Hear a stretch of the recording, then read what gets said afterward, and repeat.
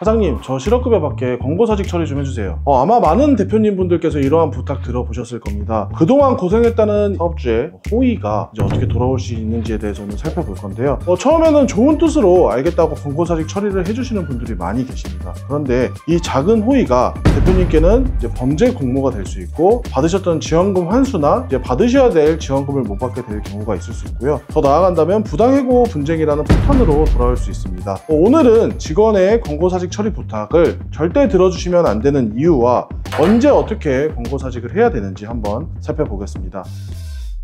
안녕하세요. 노무민 태평 전창무 추수빈 노무사입니다. 오늘은 직원의 권고사직 처리 부탁을 절대 들어주면 안 되는 이유와 언제 어떻게 권고사직을 해야 되는지 이제 말씀드리겠습니다. 실제로 자진퇴사하는 직원에 대해서 서류상으로만 권고사직 처리를 해주는 것 왜 위험할까 이제 살펴보면, 첫 번째는 가장 큰 건데요. 실업급여 부정수급에 대한 공모자가 될 수 있습니다. 직원이 자진퇴사를 권고사직으로 신고하는 순간 대표님은 부정수급을 공모하는 인원으로 이제 범죄에 가담하게 됩니다. 돈은 직원이 받았는데 나는 아무런 이득도 없는데 무슨 상관이냐라고 하실 수 있는데요. 가끔 대표님들 중에서 너 돈 받으니까, 실업급여 받으니까 나한테 일부 떼줘, 이런 거는 정말 빼도 박도 못한 공모인 거고, 설사 그렇지 않더라도 저 사람이 자진퇴사를 한 걸 알면서도 권고사직 처리를 해줬을 때에는 대표님도 함께 처벌을 받을 수가 있습니다. 가장 이제 궁금해하실 게 처벌 수위인데, 처벌 수위 궁금해하지 마시고 그냥 안 하시는 걸 추천드리고요. 혹시 이제 하신 분들이 볼 수도 있으니 처벌 수위에 대해서 말씀을 드리면, 일반 부정수급 같은 경우에는 3년 이하 징역이나 3천만 원 이하 벌금이 부과가 되는데, 사업주와 공모를 하게 되는 경우에는 5년 이하의 징역이랑 5천만 원 이하의 벌금으로 이제 처벌이 훨씬 무거워지게 되는 안 좋은 현상이 발생을 하게 되고요. 그리고 실업급여 부정수급을 하게 되면은 받은 돈을 또 토해내야 됩니다. 받은 돈만 토해내면은 사실 손해볼 게 없잖아요. 그래서 근로자에게 이제 부정수급액의 최대 2배까지 추가 징수를 하는 것이 보통인데요. 혹시 사업주와 공모를 하게 되는 경우에는 최대 5배까지 몰아내게 될 경우가 발생할 수도 있습니다. 더 현실적인 문제는 고용으로 인한 정부 지원금이 여러 가지가 있는데, 그것들을 받고 계신다면 각종 지원금이 권고사직 처리를 함으로써 중단되거나 혹시 환수될 수도 있습니다.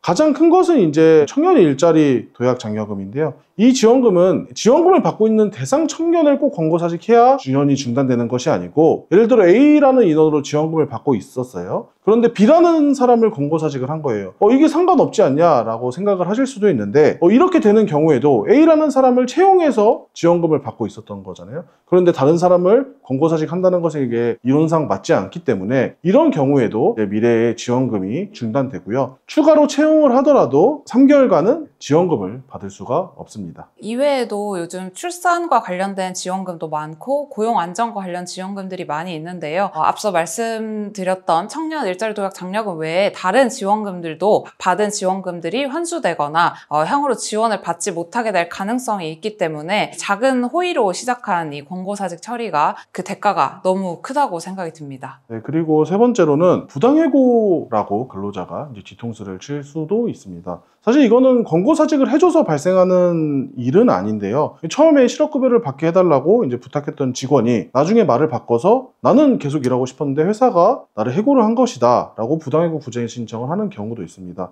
이런 위험을 막기 위해서는 사유에 꼭 자진퇴사가 아니어도 됩니다. 권고사직으로 인한 퇴사라고 작성되어 있어도 좋으니 꼭 근로자에게 사직서를 받아두시는 걸 추천드립니다. 물론 실업급여를 받기 위해서 사업주가 권고사직을 해준 게 사실 발각될 일은 많지는 않아요. 근데 흔히 이제 발각되는 경우면 부정수급을 받은 근로자가 주위에 자랑을 하게 되면서 그걸 안 좋게 보는 인원이 공단에 신고를 하게 되는 경우에 이제 발각될 가능성이 있고요. 이때 발각이 됐을 상황에서 근로자가 사업주가 그냥 이렇게 처리를 해줬다라고 혹시나 이렇게 발설을 하게 되면 사업주까지 같이 공무로 처벌에 들어갈 수 있고요. 혹시 그렇지 않다 하더라도 이런 경우가 있을 수 있습니다. 주위에는 얘기를 안 하고 남아있는 근로자한테 그 근로자가 얘기를 할 수가 있어요. 예전에 퇴사한 누구누구는 권고사직 처리를 해줬는데 왜 난 안 해주냐, 신고하겠다, 이렇게까지 나올 수가 있기 때문에 위험성이 점점 커지거든요. 그래서 애초에 최초의 한 명이라도 권고사직 처리를 이제 해주지 않는 것을 저는 추천을 드리고 있습니다. 지원금을 받고 있는 사용자 입장에서는 권고사직을 하는 것보다 해고의 방향으로 하는 게 더... 아닙니다. 채용을 해서 돈을 받았는데 내보내는 거잖아요. 해고도 그렇고 권고사직도 그렇고. 그렇기 때문에 해고도 마찬가지로 지원금 중단 사유가 될 수가 있습니다.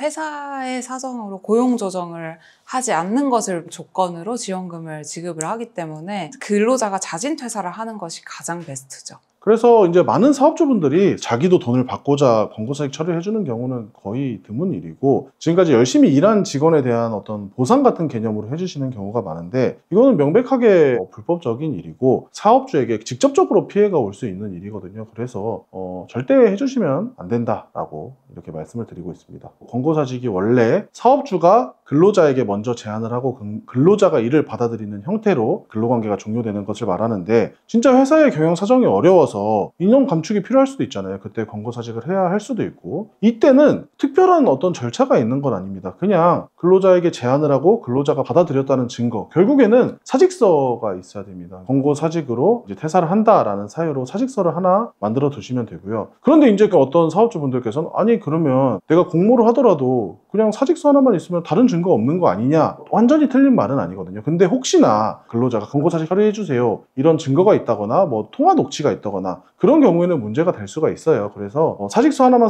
쓴다고 권고사직이라고 부정수급이나 이런 걸 해주려고 하지 마시고, 실제로 권고사직일 때만 권고사직의 사유로 사직서를 받아두셔야 합니다. 그리고 뭐 위로금을 얼마를 꼭 줘야 되는 거냐 그렇게 말씀을 하시는데, 그냥 합의의 영역이에요, 이거는. 그래서 꼭 위로금이 발생하지 않아도 근로자가 동의만 한다면 정당한 절차가 없기 때문에 그냥 권고사직이라고 볼 수 있을 것입니다. 네, 그래서 오늘은 직원의 권고사직 처리 부탁에 어떻게 대응해야 되는지, 그리고 왜 권고사직 처리를 그냥 해주면 안 되는지에 대해서 알아봤습니다. 사업주 입장에서는 직원을 생각하는 마음이 오히려 반대로 본인과 회사를 위험에 빠뜨리는 함정이 될 수 있다는 점을 꼭 기억해 주시길 바랍니다. 추가적으로 궁금하신 부분이 있으면 댓글에 링크로 연락을 주시면 저희가 답변을 드리도록 하겠습니다. 네, 오늘 영상이 도움이 되셨다면 구독과 좋아요 부탁드리고요. 다음번에는 더 유익한 영상으로 돌아오겠습니다. 감사합니다.